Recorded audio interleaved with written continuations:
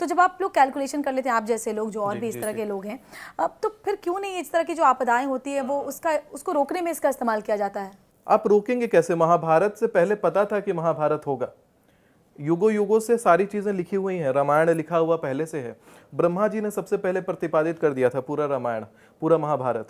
और कई बार ये घटा है, कई बार हुआ है, ये चीज बार बार रिपीट चलता है। पुनरपि जननम पुनरपि मरणम, तो ये चीजें रिपीट होती हैं। लेकिन ये रिपीट होती हैं, आप इसको जान सकते हैं कि ये होगा, लेकिन आप उसको बदल पूरी तरह नहीं सकते हैं। हाँ, किसी खास व्यक्ति के साथ होना है, मान के चलिए कहीं पर एक विमान हादसा लिखा है, तो वहां विमान हादसा तो होगा। लेकिन अगर आपके खास व्यक्ति, जैसे हमारे खास व्यक्ति दर्शक इसको देख रहे हैं, उनको अभी इसी पॉडकास्ट में बहुत सारी बातें पता लग जाएंगी कि यहाँ पे ये वाली घटना घट सकती है, बिल्कुल। तो वहां पे वो ना जाए, क्योंकि उनको पहले से पता है। अगर फिर भी जाते हैं तो रामायण वहां पे याद कर लीजिएगा एक बार। कहते हैं, न दृष्टि पूर्वा केन न श्रूयते हेममयी कुरंगी तथापि तृष्णा रघुनंदनस्य विनाश काले विपरीत बुद्धि।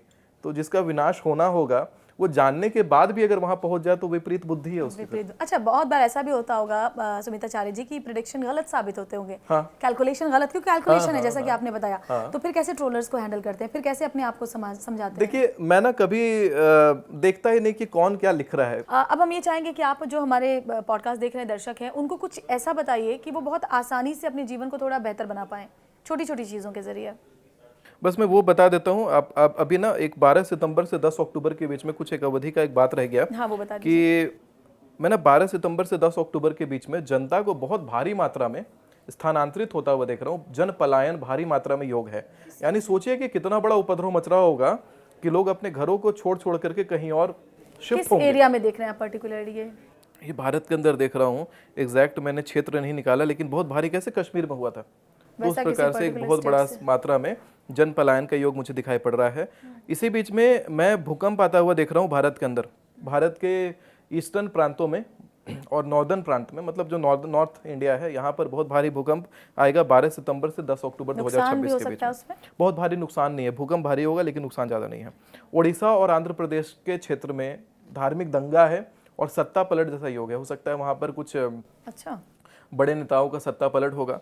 भारत के अंदर 12 सितंबर 2026 से 10 अक्टूबर 2026 के बीच में मैं ये देख पा रहा हूँ कि सरकारी कर्मचारी बहुत भारी मात्रा में हड़ताल कर रहे होंगे।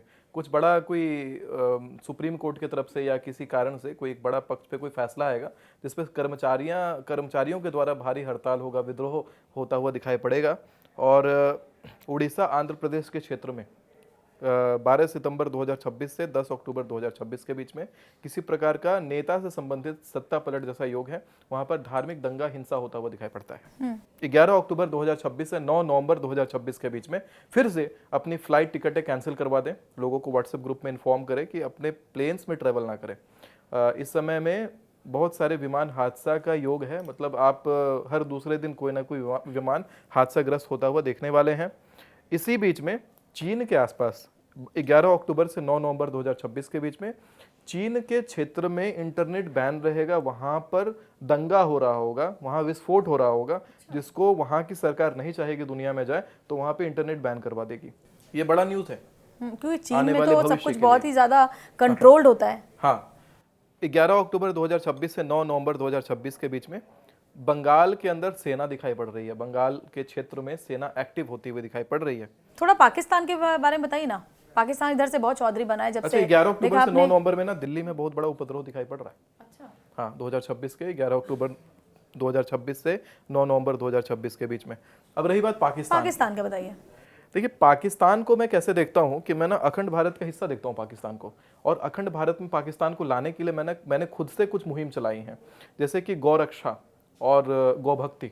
तो मैं पाकिस्तानियों से गौभक्ति की मुहिम मैंने वहाँ पे शुरू करवाई है। कई सारे पाकिस्तानियों को मैंने पॉडकास्ट दिया, और मेरे पॉडकास्ट काफ़ी ज़्यादा पाकिस्तान में शेयर भी होते हैं। और पाकिस्तानी जो सिटीजन्स हैं एक्चुअल वहाँ के, तो वो लोग कंसल्टेशन लेने भी आ रहे हैं। हाल फिलहाल में उनकी पूजाएं हमारे शंकर जी के मंदिर से कंडक्ट होती हैं। इनफैक्ट कि मिडिल ईस्ट से लोग कंडक्ट करवा रहे हैं पूजाएं। आप सोच नहीं सकते थे कि उनके धर्म में वो चीजें मना है, लेकिन फिर भी वो पूजा पाठ में आ गए। तो ग्लोबली पाकिस्तान की जो इमेज है या फिर उसको किस तरीके से देखते हैं? अभी अमेरिका के साथ पाकिस्तान मिलकर के बहुत अपने आप को इमेज बिल्डिंग की कोशिश कर रहा है। देखिए, मूल रूप से ना पाकिस्तान को खतरा है इससे। हाँ, पाकिस्तान को अमेरिका से खतरा है। और जिस प्रकार से आपने ये देखा है कि मिडिल ईस्ट में, इराक में, ईरान में जिस तरह की स्थितियाँ दिखाई पड़ी हैं, उसी तरह की स्थिति आने वाले समय में पाकिस्तान की दिखाई पड़ती है। पाकिस्तान भस्मासुर बन रहा है। शंकर जी से कैसे वरदान प्राप्त करके और मोहिनी ने डांस करवा दिया था, माथे पे हाथ रख दिया था, तो उसी प्रकार पाकिस्तान भी अपने ही सर पे हाथ रख के अपने आप को भस्म करेगा और इराक के जैसा होगा। और बाद में देखिएगा भारत से शरणागत होगा, भारत के सामने पाकिस्तान शरणागत होगा और अखंड भारत का हिस्सा बनेगा। आने वाले 25 साल के बाद ये सारी चीजें शुरू होंगी। एक एक लाइन में अब जवाब प्रधानमंत्री नरेंद्र मोदी के लिए। उज्जवल भविष्य अभी भी है उनका। लोग कहते हैं कि डाउनफॉल आएगा, डाउनफॉल नहीं आने वाला। प्रधानमंत्री जी जो है 2029 तक शासन भी करेंगे और आने वाले समय में 2029 के बाद मैं उनको कुछ क्षण के लिए भारत का राष्ट्रपति देखता हूँ। अच्छा, योगी आदित्यनाथ। योगी आदित्यनाथ जी पुनः मुख्यमंत्री की कुर्सी पर विराजित होंगे और बढ़िया भविष्य है उनका भी। मतलब 2027 में फिर से वहाँ हाँ, जीत होगी भारतीय जनता पार्टी की। इनफैक्ट एक और भविष्यवाणी मैं आपके सामने करना चाहता हूँ, पंजाब में बीजेपी आ रही है। अच्छा, अगले विधानसभा चुनाव में जो अगले साल होने वाले हैं। हाँ, पंजाब में बीजेपी आएगी। अरे वाह, ये तो बड़ी बात होगी बीजेपी के लिए। राहुल गांधी। राहुल गांधी जी का भविष्य बहुत ज्यादा उज्जवल मुझे दिखाई नहीं पड़ता। पॉलिटिक्स में देखा जाए तो पर्सनल में शिव मंदिर का निर्माण करवाने वाले हैं बड़ा जल्दी। अच्छा। हाँ। प्रियंका गांधी। प्रियंका गांधी जी अगर कांग्रेस का नेतृत्व संभालती है तो कांग्रेस बढ़िया जाएगा, तो उनको कांग्रेस की लीडरशिप की कमान संभालनी चाहिए। कांग्रेस को कहीं ना कहीं से महिला प्रतिनिधित्व करती हुई होनी चाहिए वहां पे। महिला जब तक कांग्रेस को नहीं संभालेगी, कांग्रेस आगे नहीं बढ़ने वाला। अच्छा, अखिलेश यादव। अखिलेश यादव जी बहुत बढ़िया नेता हैं, लेकिन मुख्यमंत्री इस बार उत्तर प्रदेश में बनते हुए दिखाई नहीं पड़ते। नहीं पड़ते दिखाई आपको? नहीं। अच्छा, लेकिन नेता बढ़िया, उनका भविष्य बहुत उज्जवल है, पॉलिटिक्स में बहुत अच्छा करेंगे। शुभेंदु अधिकारी। शुभेंदु अधिकारी जी, इनके बारे में निकाला नहीं मैंने कुछ नहीं। ठीक है। हेमंत बिस्वा शर्मा। हेमंत बिस्वा शर्मा जी केंद्र में बहुत अच्छा करेंगे आगे। हाँ, आगे केंद्र में कुछ बड़ा पद पकड़ने वाले हैं। ममता बनर्जी को फिर से वापसी करते हुए देख रहे हैं क्या? नहीं। विजय। विजय थलापति का भविष्य अभी तत्काल उज्जवल रहेगा, क्योंकि जिस काल में उन्होंने शपथ ग्रहण किया है उस काल में शुक्र उनके पीठ पर विराजित थे। पीठ पर जब शुक्र होता है तो व्यक्ति आगे बढ़ता है। अरविंद केजरीवाल। अच्छा भविष्य नहीं है, पॉलिटिकल करियर स्टॉप्ड। खत्म, मतलब जिस तेजी से वो ऊपर बढ़े थे अब बस। अब नहीं। चलिए, बहुत अच्छी बात है। अब मैं चाहूंगी कि अब हमारे जो दर्शक हैं उनको फटाफट से कुछ। कॉकरोच जनता पार्टी आ गया। हाँ जी, कॉकरोच जनता पार्टी आ गई और बड़े फॉलोअर्स आपने देखा होगा, बहुत जबरदस्त तरीके से लोग फॉलो कर रहे हैं। कहीं ना कहीं इसमें इल्यूमिनाटी का हाथ दिखाई पड़ता है मुझे। अच्छा। हाँ, कॉकरोच जनता पार्टी जो है कहीं ना कहीं से इल्यूमिनाटी से इन्फ्लुएंस दिखाई पड़ता है। आखिर सोच के देखिए, ये कॉकरोच जैसे शब्द को लेकर के मतलब लोगों ने कॉकरोच को फॉलो करना शुरू कर दिया। ये बड़ी ही अजीब बात नहीं है? सीजेआई की जो टिप्पणी भी आपने सुनी होगी, तो क्या कोई आपको गाली देगा, आप अपने आपको गाली से आइडेंटिफाई करवा लेंगे? जैसे इतिहास में भी ऐसी चीज हुई है। भारत को किसी ने इंडिया बोल के गाली दिया, इंडिया मतलब प्रिमिटिव बोल करके गाली दिया, फूल्स बोल करके गाली दिया। हम लोग यहाँ अप्रैल फूल मनाते हैं। हम लोग अपने आप को एसोसिएट करवा चुके हैं इंडिया वर्ड से। और तब से भारत का डाउनफॉल ही डाउनफॉल है। तो हमें क्या बोलना चाहिए?